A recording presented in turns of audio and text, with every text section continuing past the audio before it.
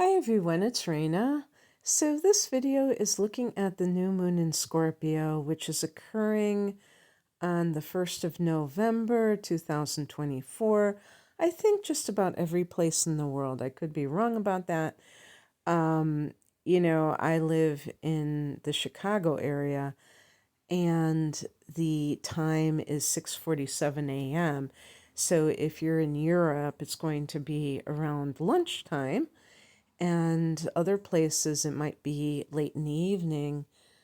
But there might be some places it's the next day, I suppose. But I think for the most part, it will be either before midnight or just after it. And so we're talking about the 1st of November is the Day of the Dead. How appropriate for a new moon in Scorpio when the sun and moon are in the same sign. So it doubles your fun when it comes to the scorpionic symbolism.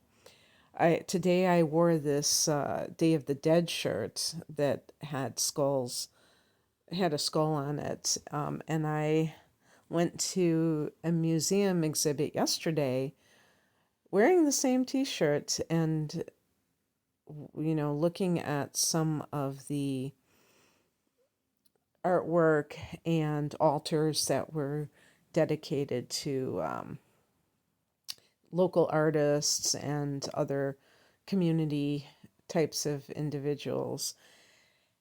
And it's always a very touching experience because to me, when I have gone to funerals, it really is like each life is a work of art. Even if the person has been troubled and hasn't maybe lived a life that has been as smooth sailing as other people's lives are, it still is personal to that individual. And I don't know. I know funerals are also, they can be very sad, obviously, if you miss someone, but I think there's something beautiful about celebrating someone's life. And so the Scorpio season can really, I think it can be a really profound time if you are conscious, if you're going through life consciously. So I hope that all of you who are listening to this are taking it all in and appreciating it, because it really is, I think it's a wonderful opportunity to dive deep and really feel your way through life rather than just kind of being on the surface. So I haven't been doing the new moon readings very much in recent years. I kind of got away from both the full and new moons, and I started doing the full moons, and I thought this would be a good new moon to do because we're nearing the end of the year and a lot is starting to kind of, it's like we've been living this whole year for the last couple of months, the last few months actually. And of course, I live in the United States, and we have an election that is very important. And I did a separate video on the actual night of the election that you can watch or listen to. But this one is for the new moon, which is occurring a few days before that. And I think it's quite fitting that the new moon in Scorpio is on the first of the month. So it's like, bam, right away, we have this energy of new beginnings. And it's at 9 degrees. And the interesting thing about the number 9 is it's a number of endings. So the 1 is a number of beginnings, the 9 is a number of endings. And it's like you can look at it from the standpoint of the new moon as a time of beginnings too. So in addition to the 1, And so the sun, moon, and Mercury are all in Scorpio. And actually, I think that of course, the moon in Scorpio is going to mean intense emotions.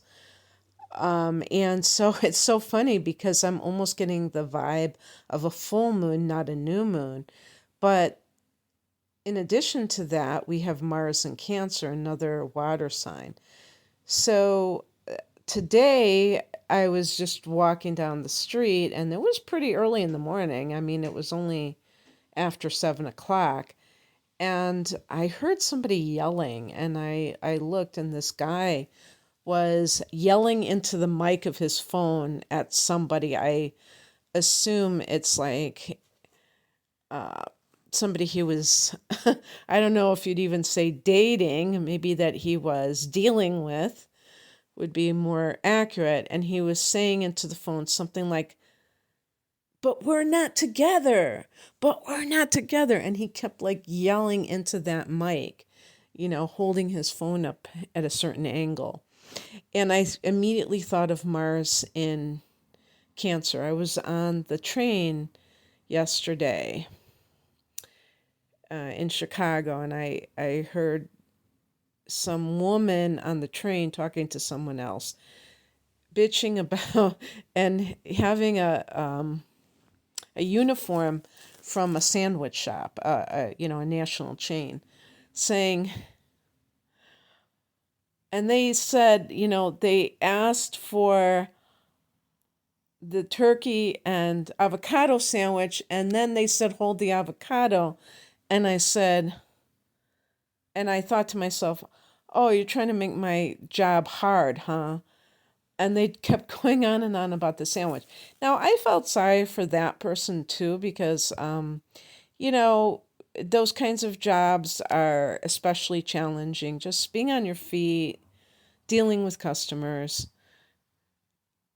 But it reminded me of Mars and Cancer, of this feeling of hypersensitivity, defensiveness, maybe irritability from the standpoint of, there can be martyrdom with Cancer. So when you add Scorpio to the mix, another water sign, what you're dealing with there is the shadow self rearing its ugly head. But it's not really ugly because it's like, the best disinfectant is sunlight. Sunlight is the best disinfectant. That's the saying. That's how the saying goes. And so we have the sun disinfecting the moon in Scorpio, which can harbor so much, pathos, so many emotions that are difficult to process. They're difficult to acknowledge because a person can feel guilty for even having these types of emotions. And yet there they are, right? So that is kind of the theme of this new moon, is how do we move forward knowing that we have this going on. So this could be, something that relationships can really feel, because I'm looking here in terms of Venus, and Venus is opposing Jupiter. That can indicate excess, maybe excessive expectations, excessive optimism. And, you might say, well, optimism is never excessive. What's wrong with optimism? Just like when they talk about toxic positivity, it's almost like, how can positivity ever be toxic? But the bottom line is that life is a study in contrast. We don't have the light without the dark, and vice versa. And we have to, the yin yang symbol is, indicative of this. And we have to be able to be balanced enough to accept this. That's why they say, they talk about toxic positivity because, when people wear t-shirts or harbor these beliefs that we should have good vibes only, that is not how life works, right? I mean, there are times when we are out of sorts, or maybe our partner is out of sorts, and it's not their default way of being, but sometimes we're just in a pissy mood, or, maybe we've just had a string of events that have been really difficult. So, being able to honor ourselves in those moments and honor other people in their moments that are difficult is important. But Scorpio to me has gravitas, it has substance. It has this sense that of prof- profound quality to it, depth. It's funny that depth and profound are synonymous in certain connotations, and that Mercury in Scorpio is very probing and very, not taking things at face value. But I just want to mention a few more things about the aspects at this time. Venus is squaring off to Saturn. This can be a feeling of being unloved. And you couple that with Mars and Cancer, quite a doozy, because, and even with the Sun, Moon in Scorpio and Mercury in Scorpio, because obviously there are times when we might be in partnership and we might be feeling like something is definitely going on with our significant other, or maybe the person that we've started dating. Maybe it's not to the commitment phase, but we've been dating someone and something seems like it's off. Maybe at the beginning everything seemed great, and then it's suddenly, not sure what's going on. And we may uncover that that person's seeing somebody else. It's certainly in the realm of possibility. However, sometimes, due to low self esteem, past betrayal, or other reasons, a person can be fear based in relationships and be overly suspicious and even accuse somebody of cheating when they haven't done it. That kind of thing can be a self fulfilling prophecy. The other person may either just like leave because they're like, screw this, or they may take that as um, an invitation to cheat because they feel like the other person doesn't trust them anyway, so why not? And I'm not, I'm not saying that that is a reason that somebody should cheat. I'm just saying, I'm not saying, I'm just saying. Okay. So, Venus square Saturn can be that feeling that, if somebody has this in their natal chart, because I've had many clients who've had this square, or you could even say like the opposition too, the other hard angle, is that they can feel like they weren't loved growing up. They weren't given enough affection or whatever. And that can lead a person to, in those types of scenarios, that person may look at at a partner as automatically, okay, they're not going to be there for me. They're not going to love me, because they already have that kind of like in their mind that that's going to happen, and voila, it does come out that way. So,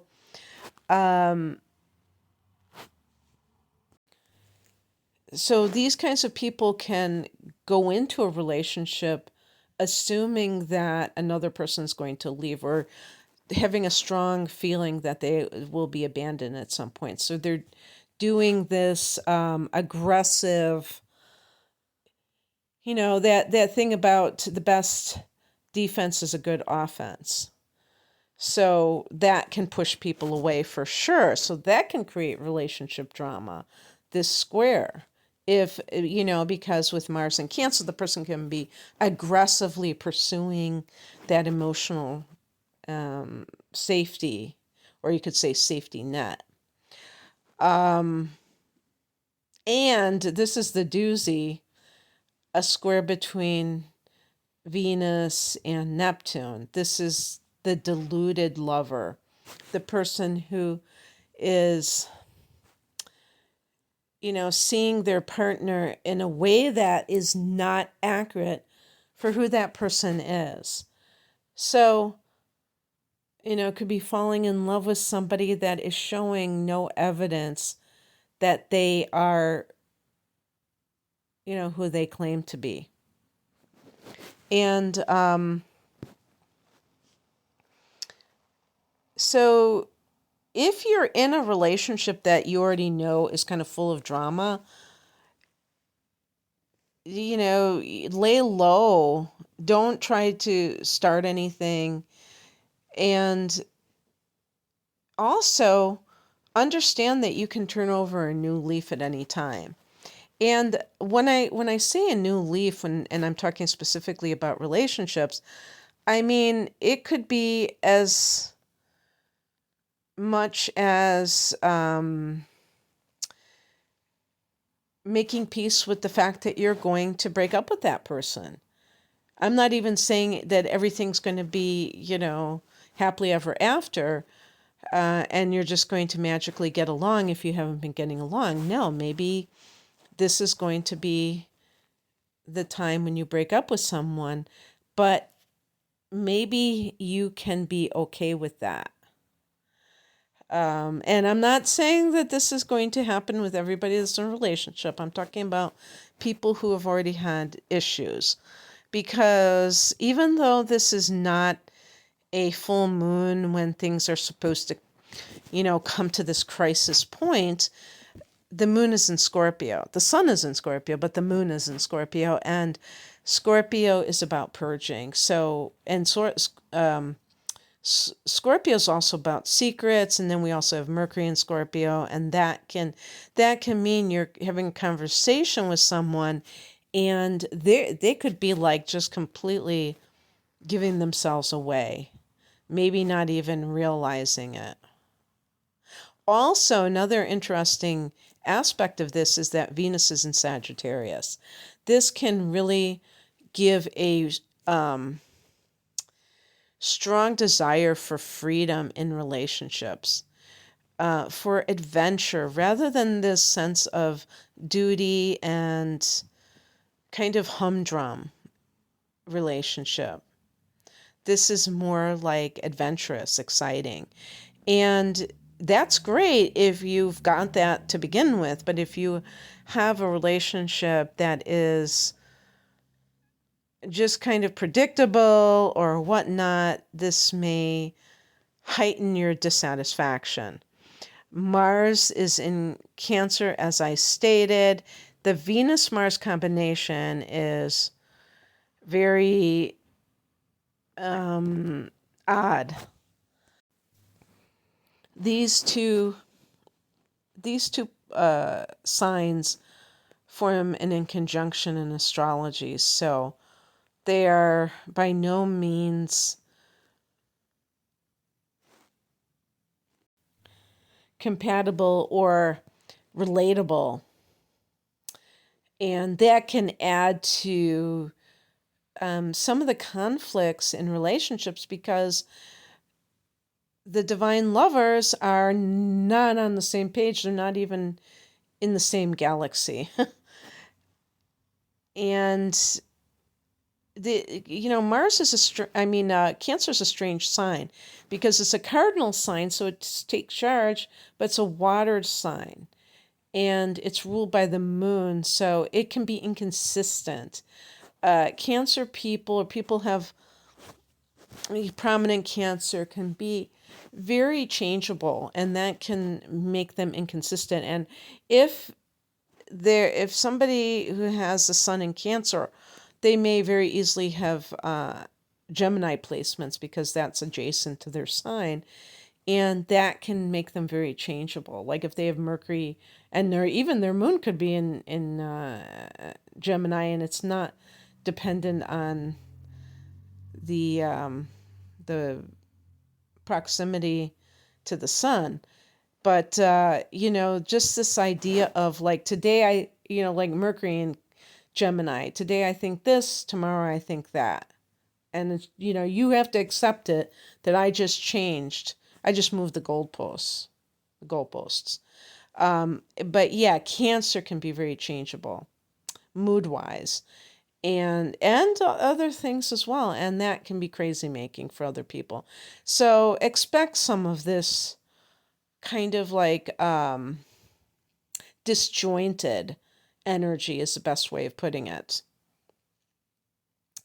And and then the other thing too, just finishing up with Venus, there's a trine between Venus and Chiron, so that's good for healing romantically. Even if there's challenges, that's how you heal, is you bring things up to be examined and discussed, or maybe even in some cases argued about, and then you have aired your grievances and you're able to heal from that because you're able to see maybe another side that you were not necessarily willing or able to see that person's point of view. And I want to also point out the Mars aspects. Specifically, the opposition between Mars and Pluto, which is really a tight one. They're both at 29 degrees of their respective signs, Cancer and Capricorn. And remember that Pluto is now direct at 29 Capricorn and making its way back to Aquarius on the 19th of November. So it still has a couple of weeks while it's here. And of course, with Mars in Cancer and slowing down because it hasn't gone into Leo yet, you do have this opposition that can be, some people say this is very dangerous because Mars can be violence, and Pluto is this control, or this obsessive need for control, okay? And Mars is kind of rebellious. And it's one of those things that, it can feel, we can be apprehensive about it. But the thing is that we are in revolutionary times. There's no question about it. You've probably heard that Pluto being in Aquarius is a over 200-year event. Okay, the last time, the late 1700s, when the United States was born, or the American Revolution, and then the French Revolution, and the reason that this, and both of those, we could look at the populist uprising, okay, where people did not want to be treated like peasants. And you have these people, you think about the French Revolution, Marie Antoinette, let them eat cake. I have a kind of a quirky mind, I would say, in 2024, let them eat sprouted tofu, okay, or something like that. But anyway, organic, of course. But Mars is squaring off to Chiron, so it's a very painful situation because just in the more mundane sense, there are so many people that, let's say, they have being on X, formerly known as Twitter, and seeing people, or even YouTube for that matter, people wanting to speak their mind, and they have this censorship that they have to contend with. And the censorship is the Chiron is this wound of not being able to assert oneself because they fear retribution, okay? And sometimes, this is a theme from childhood. If you had a parent who was very authoritarian and it was dangerous to assert yourself. This can lead in adulthood sometimes to people who are very subservient. But if they are people who like their basic nature, you could look at the astrological makeup, that they are typically supposed to be rebellious, this can make them quite pissed off about it because they're chomping at the bit to be able to have freedom. And that's what when we talk about revolutions, what are revolutions all about to begin with? I want to point out a couple of more nice angles. Mercury trine Mars, Sun and Moon trine Saturn. Okay. Mercury trine Mars, and remember the trine is the most harmonious angle. So everything flows when you got that going on. It basically, what it means is that this is really good for communication because your mind is just going to be, it's not going to have a lot of encumbrances. Even, well, there's an opposition to Uranus, but that isn't, something that, again, with Uranus can be about originality and freedom and technology. So there could be issues with that. Always interesting when you hear a live stream and somebody just happens to talk about something that is controversial, and all of a sudden there's a garbling of the transmission or whatever. But basically nice angles, trying to Neptune, very good for intuitive hits. A sextile to Pluto, very good if you make the effort to free your mind. And from the trines to Saturn, the Sun trine Saturn is great for any kind of discipline that you need to, remember this is a new moon, to initiate something that has to do with your career or any kind of discipline that you feel is going to make you overall a better person, improve your life. And this is actually for the long haul, so that's important as well. And the moon trining Saturn is good for emotional maturity. Not, flying off the handle. Again, with that Mars in Cancer, that could be very emotionally volatile, but this could help that. And last but not least, just wanted to mention a couple of squares to Pluto, Sun and Moon.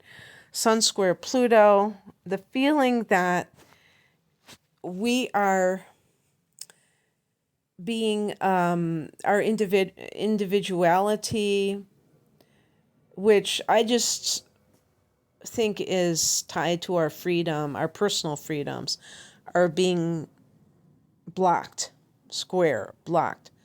by this, what I would say is a self-imposed authority, but also because Pluto is the lord of the underworld, we could say something like the deep state or some, you know, I'm not saying Illuminati confirmed, but I mean the deep state, just meaning that, people mock when you use terms like the deep state, but I could mock somebody for saying, oh, you believe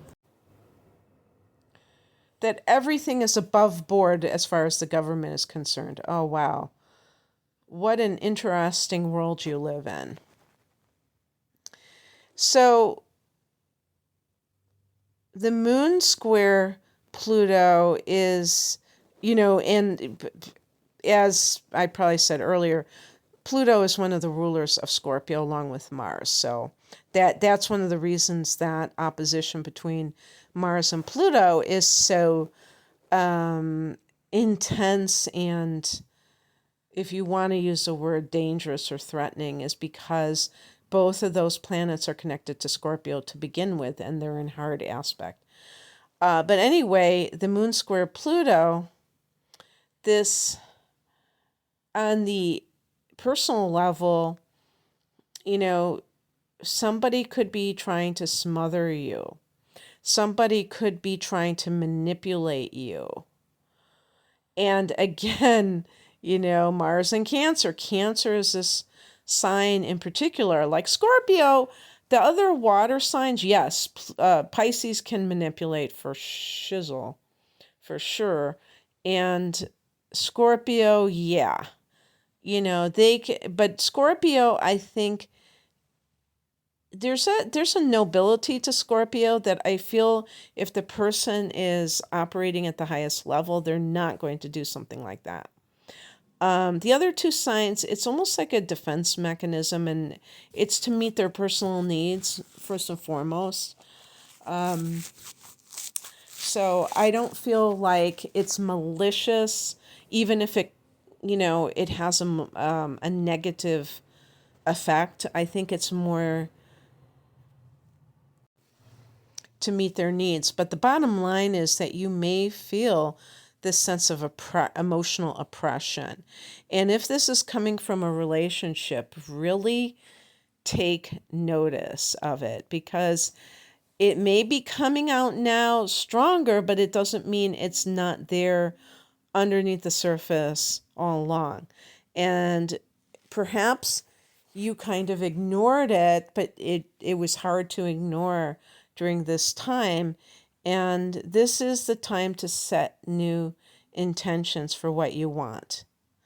And I think sometimes people assume that intentions are like about your goals for business, career goals or what have you. No, it can be, but it's not limited to that. It can be like, what kind of relationship do I want? And you get to choose. You might not think that you do, because maybe you come from a past where, as a child, you felt really helpless. There was a lot going on around you, and you didn't feel like you had any recourse, that you just had to sit and take it.